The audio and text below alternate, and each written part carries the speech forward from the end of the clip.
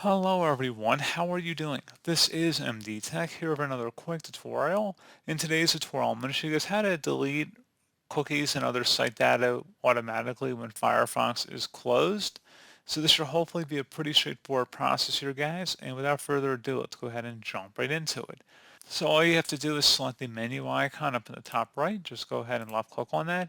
And then go down and select Settings. Select Privacy and Security on the left panel here.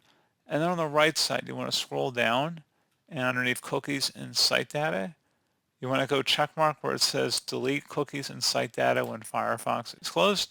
So go ahead and check mark that. If you want to have certain exemptions or exceptions that you might want to not clear out every time you close out of your Firefox browser, you can select the Manage Exceptions button and enter in certain web domains you do not want to automatically clear cookies and site data for every time you relaunch the browser.